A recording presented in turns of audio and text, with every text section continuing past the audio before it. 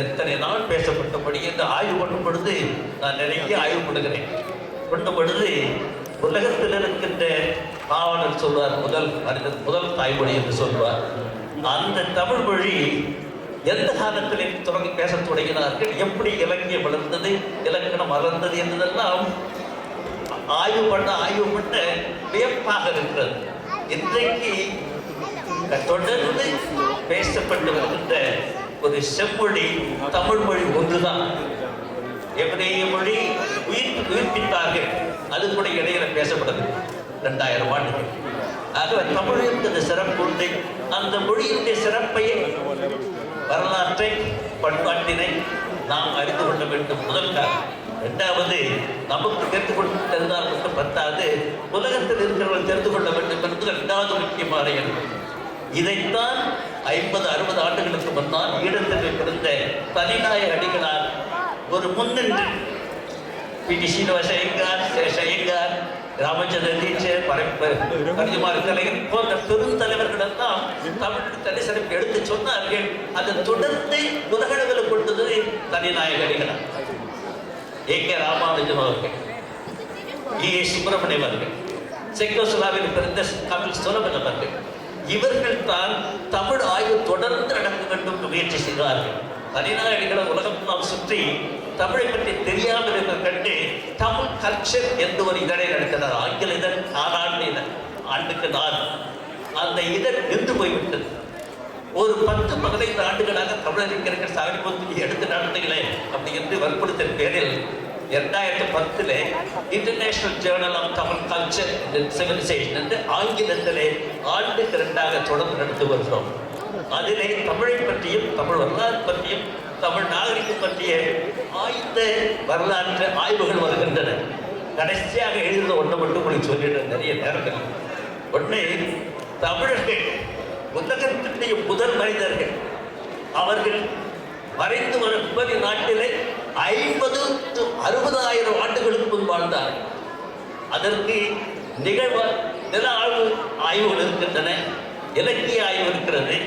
I have proved with the DNA evidence and all other scientific evidence that has been already published. ஆனால் அவர் தோன்றிய முதல் நாகரிகம், I call it Kumari coast civilisation.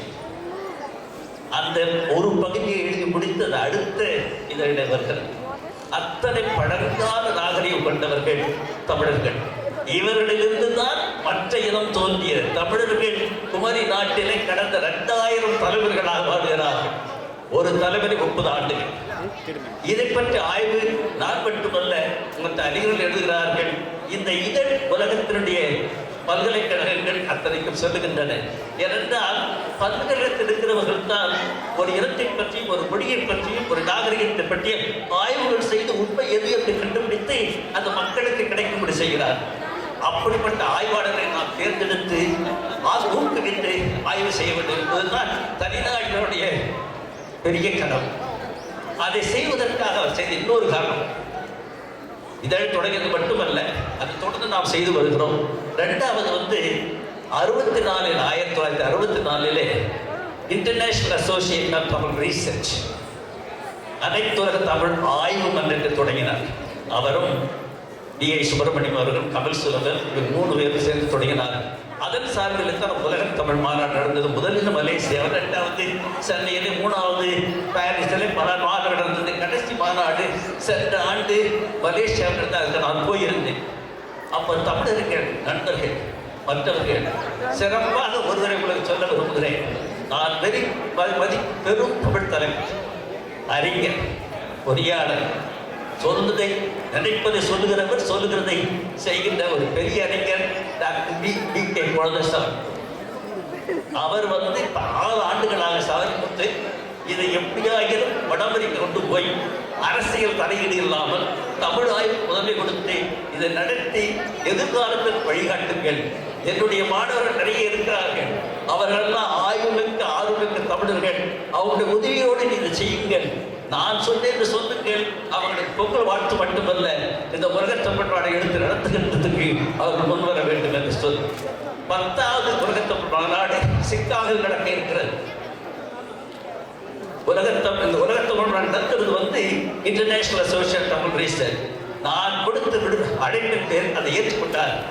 இப்பொழுது Chicago பல்கலைக்கழகத்தோடு தொடர்பு கொண்டு அவர்களுடைய உதவியும் நாடியும் பேசி வருகிறோம். இதனுடைய முடிவு பிப்ரவரி மாதம் கடைசிக்குள்ள ஏற்பட்டுவிடும். அது ஏற்பட்ட பிறகு 10வது உலகத்தமிழ் மாநாடு வட அமெரிக்காவில் சிக்காகோ பல்கலைக்கழகத்தின் தொடர்போடு தமிழர்கள் அனைவரும் சேர்ந்த தமிழ்ச்சங்க கூட்டணி, சிக்காகோ தமிழ்ச்சங்கம், அறக்கட்டளை, தமிழர்கள் நமக்குள்ள எந்த வேறுபாடும் இல்லாமல் இங்கிருந்து இதை நடத்தி காட்ட வேண்டும். அதுதான் நாம் தமிழருக்கும் நமக்கும் நம்முடைய பிள்ளைகளுக்கும் எதிரான தமிழர்களும் காட்டுகின்ற ஒரே ஒரு வழி. நாம் இருக்கிற வரைக்கும் பண்பாட்டோடு இருப்போம். நமக்கு பிறகு நம்ம பிள்ளைகள் கொஞ்ச நாள் இருப்பார்கள். ஆனால் அவர்கள் தமிழ் எது, இத்தகையது, நாகரிகம் பண்பாடுகளை தெரிந்து கொள்வதற்கு இந்த வழிவகைகளை நாம் செய்தோமானால் நாம் தமிழுக்கு மட்டுமல்ல நம்முடைய பிள்ளைகளுக்கும் படியாது. தமிழர்கள் உலகம் முழுவதும் இருக்கிறார்கள். இருந்தாலும் கூட அவர் பேசுகின்ற மொழி, அவருடைய பண்பாடு எத்தகையது அவர்கள் தெரிந்திருக்க வேண்டும். அதை உலகத்தில் சொல்ல வேண்டும்.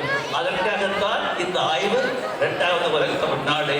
அது பற்றிய நல்ல அறிவுரைகள் அறிஞர்கள் தமிழ் தலைவர்கள் அறிவிப்பார்கள். அது சிறப்பாக நடக்கும். அதுதான் என்னுடைய குழந்தைசாமி சொன்னார், சௌர்விதை செய்தே அவர் செய்யலன்னு சொன்னா அதுக்கு பிற்பாடு இயக்கமே இருக்கா, செத்து போட்டு அது நடவாதிக்க இணைத்து நாம் செய்வது வேண்டிக் கொண்டு இந்த விருதுக்கும் இதை பேசுகின்ற வாய்ப்பு கொடுத்ததற்கும் நன்றி சொல்லி வருகிறேன். வணக்கம்.